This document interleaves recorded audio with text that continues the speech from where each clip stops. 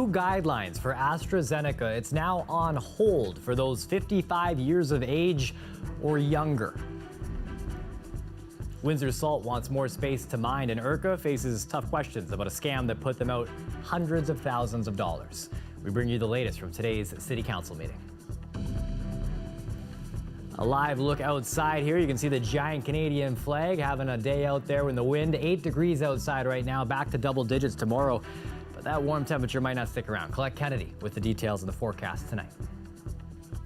I'm Chris Ensing. Thanks for joining us. There's been a major development regarding the AstraZeneca COVID-19 vaccine rollout here in Canada. The National Advisory Committee on Immunization recommends pausing its use for people under 55 years of age. David Cochran has the details from Ottawa. The risk from getting the AstraZeneca vaccine is low, but it's not zero. So new guidance for people under 55. There is substantial uncertainty about the benefit of providing AstraZeneca COVID-19 vaccine to adults under 55 years of age, given the potential risks.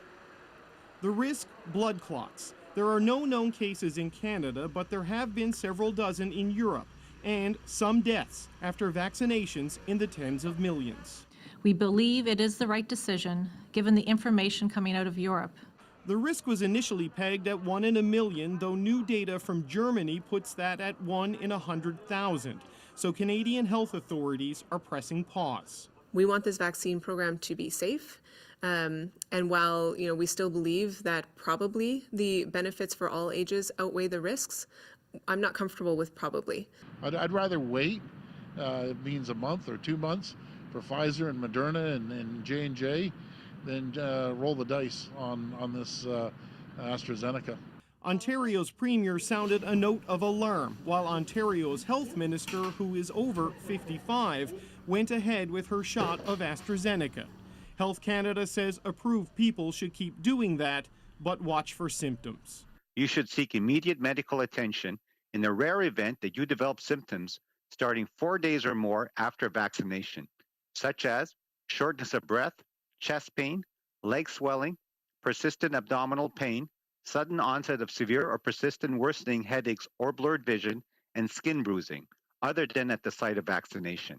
Some European countries stopped using AstraZeneca entirely when reports of blood clots appeared. Most resumed using it once no clear link could be established. But public confidence in the vaccine dropped, a concern here in Canada, with 1.5 million doses set to arrive on Tuesday. David Cochran, CBC News, Ottawa.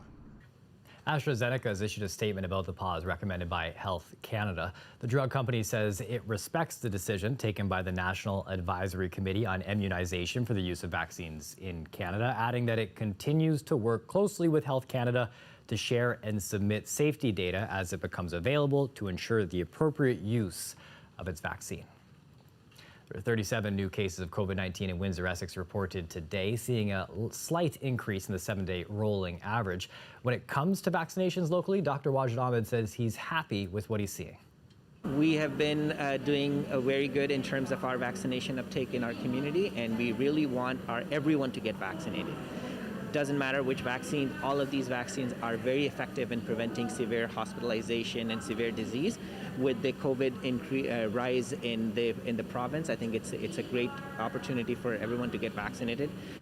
Now, Dr. Ahmed made those comments inside of the latest vaccination clinic to open up, this one in Amherstburg. People will start getting vaccinated on Wednesday, and appointments can be booked online or by phone. Now the 5th site in Windsor, Essex offering vaccinations, and appointments are open to people who are 70 and older.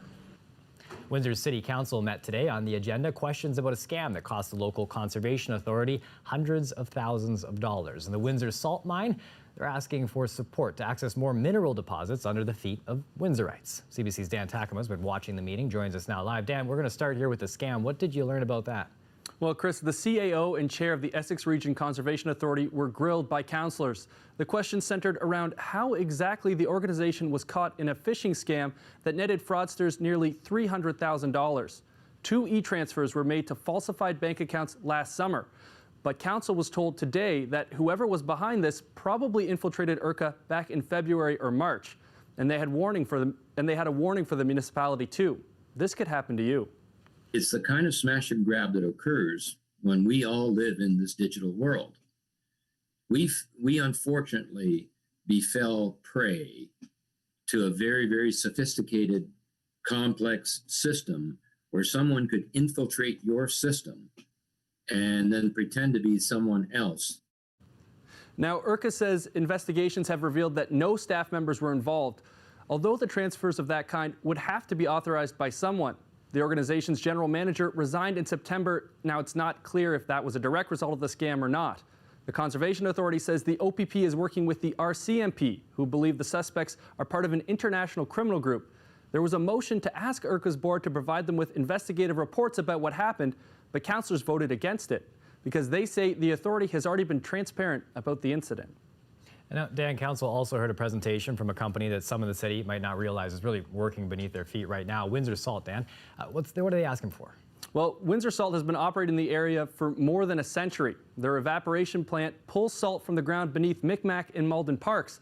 But the general manager of the Ojibwe mine says the reserves they're pulling from will be tapped out within the next 10 years. The company is looking to access further reserves under the city and provincial lands. Councillors had a lot of questions today about safety and environmental impact, but the GM says the area is uniquely set up to make sure pulling salt from the ground can be done safely. We are very, very blessed. One of the reasons we've been so successful here in Windsor is because the geology is excellent. The ground is very stable, and we don't have a lot of issues. It is very rare that you find a mine that has as good, either at the evaporative plant or at the underground mine, that has as good an underground condition as we do here. Council passed a motion to work with the company on their expansion plans while trying not to disrupt residents. They also added an amendment that any issue requiring approval must come back to council to ensure oversight. Both the company and councillors noted this is going to be a lengthy process, so it's likely going to be months before a detailed expansion plan comes forward. Chris. Hey, so it's Dan, CBC's Dan Takama live tonight. An asymptomatic case of COVID-19 has been confirmed today at the University of Windsor. This comes just a day after the university announced a sample of wastewater from Alumni Hall tested positive for the virus. It's always a wake-up call when something like that happens. I think, again, with the university being proactive in coordinating the testing with the Windsor-Essex County Health Unit yesterday, very positive sign in doing so. Those students who were tested and tested negative, hopefully that provides some reassurance that they'll remain safe. Now, the school's been testing sewage from campus residences for 2 months, used for early virus detection. 160 students were tested for COVID-19 yesterday. The person who tested positive today is now in isolation and away from other residents of the hall. The university is still waiting on some other test results. In the meantime, McKay says he and his team will continue monitoring wastewater in the university. For Ontario's 2 million kids in school, March break has already been postponed once, and now with COVID cases rising sharply across the province, the Ford government is not ruling out another delay to the spring break. Queen's Park reporter Mike Crawley has the story. Students are now at the midway point between the resumption of school in January and the end of the school year in June. Their March break was postponed once already. The rationale? That having Ontario's 2 million students on holiday could make the pandemic worse. We recognize that congregation is a key driver of the spread of COVID-19, something we realized over the winter break, and we will not take that risk again. With that logic, and with Ontario firmly in the grip of a third wave that is rising every day, will the province go ahead with the rescheduled school break just 2 weeks from now? We're continuing to work with the Chief Medical Officer of Health to make sure that the April break is safe, that students and their parents continue to follow the rules as overwhelmingly they have. However, the Premier is sounding far less certain that April break is a go. To be very frank, I don't want to predict 2 weeks out, but we'll be out here every single day communicating with the people. I can't give you a direct answer right now. Hey, how you doing? The government's uncertainty doesn't sit well with some parents. They've done such a terrible job so far that I wouldn't be surprised if there's more terrible things that they're doing and adding more confusion and more frustration for schools and parents. Hi, buddy. I think that the teachers need a break, in all honesty. I know my kid's so happy to be back in school, but it would be really, really nice for the teachers to have some rest. It's been quite a school year for them. Since school resumed in January, the number of new COVID cases among staff and students has grown every single week. We see the numbers going up at a rapid speed right now. By the end of the week, we'll have a clear direction. We're now building out a plan as we speak. We have for the past over the past days to make sure that when students return following the break, that there are stronger infection prevention protocols, enhanced screening, these types of things that can reduce any case from actually entering the school in the first place. The government is promising to let parents know by the end of this week whether the delayed spring break will go ahead as scheduled starting April 12th. Mike Crawley, CBC News, Toronto. Windsor's downtown Mission no longer has a deal to buy property on McDougall Street. Last fall, the agency that serves the homeless population announced plans to buy a former industrial site that is now home to a strip mall. We've lost that property. The offer of purchase and sale has expired. It was extended and now it's expired again. Unfortunately, we are back on the hunt. The option that we're left with is the corner of Olette and Elliott, which of course we already own. That's not the preferred location for anyone. Now, the property would have needed rezoning, but not anymore. The new location was meant to replace most of the agency's current locations. Meanwhile, the Mission has reopened its facility on Victoria Avenue after getting clearance from the health unit. About 80 people are now staying there after the emergency shelter at the Aquatic Center was closed down. The COVID-19 outbreak at the Mission is still considered active. Unifor Local 444's Adjustment Center has helped 200 people find work so far. They were among the nearly 800 workers who lost their jobs when the third shift at the Windsor Assembly Plant ended last summer. The director says 65 of the people who have found jobs are also seeking retraining. Everybody has different fields. Some want to get a trade, some want to get like PSWs, or there's a lot of different programs, like depending on 1 year, 2 year, 3 year courses, but everybody has their own particular field that they like to get into. It's pretty well a mixed batch. He says they've reached out to all the workers to offer help, adding that some came from supplier plants. He says the center offers help with resumes, job placement, counseling. There's also a food bank. The center was set up last December with funding from the province, Stellantis, and several feeder plants. It's funded until November, but they say they may request more funding to keep it open longer if needed. A deal has been reached between Unifor and a Leamington auto parts plant. Local Unifor 444 and Ellering Klinger reached a tentative deal late last week, was ratified yesterday, a 3-year collective agreement, and that's for the plant's 130 workers. Another update on a story we've been following here. Dirt Church and Little River Corridor will officially be reduced to rubble this week. Once again, it's the second time the city has had to take down the unsanctioned bike trail. Young cyclists who created it had hoped to find a compromise, but the city stresses it's a safety issue. The city already has a beginner track up and running in the area and will be putting together a more advanced track in Malden Park, plus another pump track course in Little River Corridor later this year. Damage in a house fire in Chatham, Kent last night estimated at $500,000. Crews from Ridgetown, Blenheim, and Harwich North stations converged on the scene on Base Road near Rushton's Corners around 8:30, and you can see here what it used to look like before that fire. No one was hurt, and the fire has been deemed accidental. Police have now identified the person whose death resulted in a murder charge against a doctor in Eastern Ontario. 89-year-old Albert Poidinger of Pointe Claire, Quebec, died in Hawkesbury and District General Hospital last Thursday. Ontario Provincial Police charged Dr. Brian Nadler with first-degree murder on Friday. The 35-year-old physician was an internal medicine specialist at the hospital about 100 kilometers east of Ottawa. Police say they're looking at other suspicious deaths, but they describe this case as a, quote, one-off, and say the public should not be worried. Nadler graduated from McGill University in 2010 and has worked in Saskatchewan and Nevada. He has been licensed to practice medicine in Ontario for just over a year. His next court appearance is set for April 6th. And the trial of the former police officer charged in the death of George Floyd is underway in Minneapolis, Minnesota. Opening arguments started today. CBC's Susan Ormanson is in Minneapolis and has the latest. A warning here, some images in this report might be disturbing.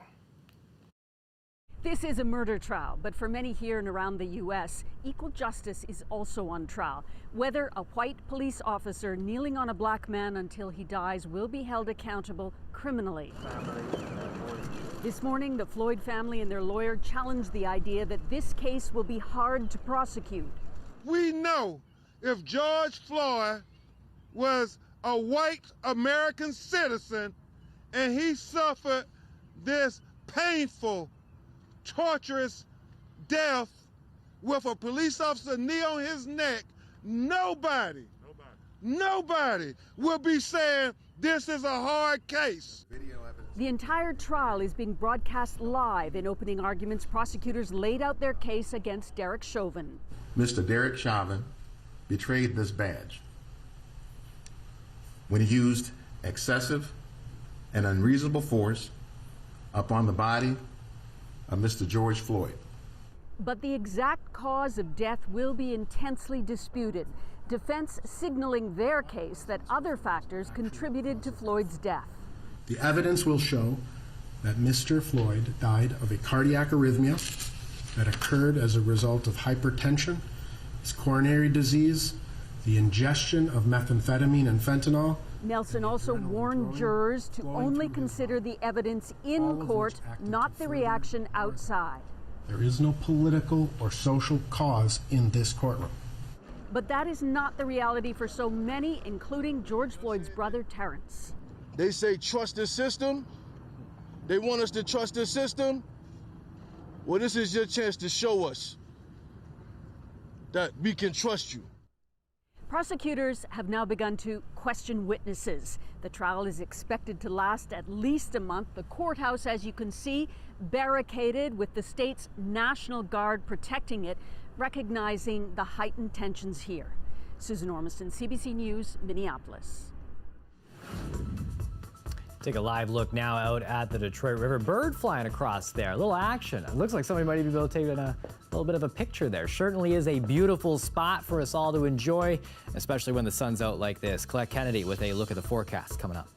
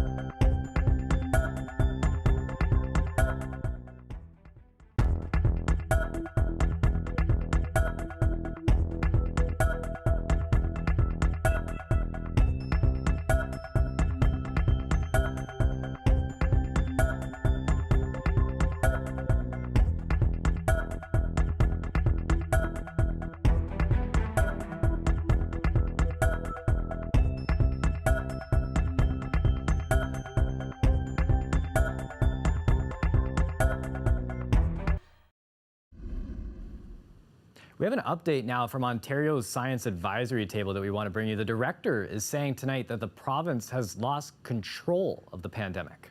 The new variants will result in a considerably higher burden for the healthcare system, for ICUs, and for hospitals in general. And this in itself is a challenge. Now, this combined with the higher transmissibility and with the fact that right now in Ontario, the pandemic is completely out of control, this is what results in a really precarious situation. The Science Advisory Table is releasing new analysis tonight. It suggests the more deadly variants are now circulating widely, and new daily COVID infections have reached numbers seen at the height of the second wave. The report also says the number of people hospitalized is now more than 20% higher than at the start of the last province-wide lockdown. The head of the advisory table says the only way to get a handle on the situation is through another widespread lockdown. In some lighter news here, a drone video of a turkey in Bell River is gobbling up all of the views online. Tommy the turkey spotted causing havoc in traffic by a nearby drone operator. He's been spotted around town before. I've seen him around town before. I've actually been stopped by him before. I happened to be in the air trying out some new things, and I could hear people honking out front of my house. So I flew my drone over the road, and there's Tommy the turkey. Sometimes he gets aggressive. He'll come at you. It just depends on what kind of mood he's in that day. When they see the turkey in the road, it's like, there's Tommy the turkey. He's out there again, pecking at the cars, stopping everybody. He's like running his own ride program out there. He used to have a mate, and I think when he had his mate, he wasn't so aggressive with the cars, but nobody really knows what happened to the other one. It's like, now that the other one's not there, he's going after the cars, and I've been told and read online that it's because he sees his reflection in the car, so he's kind of looking for his mate. But they probably do need to do some kind of control with them, because it's dangerous, and I'd hate to see him get hit, because people have become attached to him for him being around for so long now. Colette Kennedy joins us in now. Looking for love in all the wrong places there, Tommy. That ain't it. Yeah, I don't know what happened to his mate. I don't know if we want to know, but perhaps if he were brought another, turkey that he could get to know. Well, that's what we're doing. We're connecting people together here, Colette. He might get off the road, because I just don't feel like this is going to go well. Colette, the matchmaker Kennedy. Yep. So let's see if we can make that happen here. I'll tell you some things we can make happen. How about the temperature soaring? You know, today the numbers were kind of closer to seasonal, but tomorrow they're going to be going way up. We've already got our winds coming from the direction of the south to southwest, but they'll be picking up. So it does become breezy, especially closer to the lake and lakeshore, but we're going to see those temperatures soaring. Overnight rain, though, as we get into tomorrow night and early on Wednesday, and temperatures changing too. We could even see a stray kind of flurry coming through. I said it, through our skies. It's still early spring, folks. So current temperatures, in fact, 8 the high today for Windsor, 7 for Harrow the high, and you're sitting right now, Chatham-Kent, 5 degrees. There's that southerly flow, a little southwesterly, a bit to the east of us, but like I said, these are just the sustained winds. By tomorrow, we're going to see some of those gusts exceeding 50 kilometers an hour, and that's as early as tomorrow morning. We'll begin to see those getting quite strong. So no active weather tonight. This system I'm speaking of is still well to the west of us, a very broad one too. See all these lines here, these isobars. When they get close together like this, we have a tighter pressure gradient, and that's really driving the winds, but it's also pushing those temperatures up. Backside, once that cold front goes through, the rain will be along it, and that's when the temperatures are going to kind of go down again midweek, but it won't be for that long. So it's actually going to be looking pretty good towards the holiday weekend. So we'll see things then kind of slowly clearing out, the precipitation anyway on Wednesday into the afternoon, not necessarily all the cloud cover. Your temperatures then tonight, your lows look like this, from 2 to 5 degrees that we have for Windsor. And then tomorrow, I do think we're going to get to 20 degrees, pretty darn close anyway. Little sunshine there, but, well, a lot of sunshine, a little cloud cover late in the day. So 19 to 20 for the high. And then we're going to see that cooler air starting to push in as we go in towards midweek there, Chris. But it doesn't last long. No, it doesn't last long. And if that weekend gives us a little bit of sun, that's all we need. Perfect. Sounds like a plan. Sounds like a plan. Thanks, Ms. Colette. You're welcome. Now, up next, we are going to give you an update on what's happening at the Suez Canal. That ship finally free.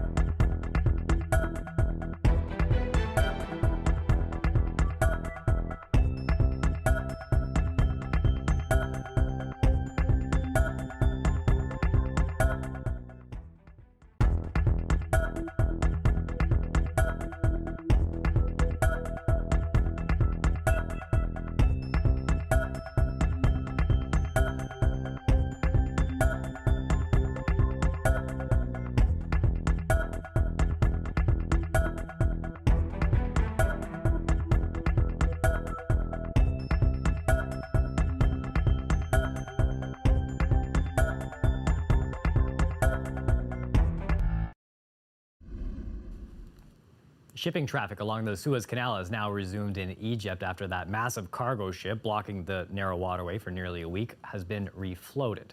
A team of tugboats managed to free the vessel from the sandy shores of the canal today. The 400-meter-long Ever Given became wedged diagonally across a portion of the vital trade route. During a windstorm that happened last Tuesday, close to 400 ships have been held up from passing through the canal. About $9 billion a day in trade travels through the vital shipping route, linking Asia and Europe. Big weekend for Windsor's Maurice Kalu. His Oregon State team pulled off a big win in the NCAA Men's March Madness tournament. Let's turn up, y'all! Turn up!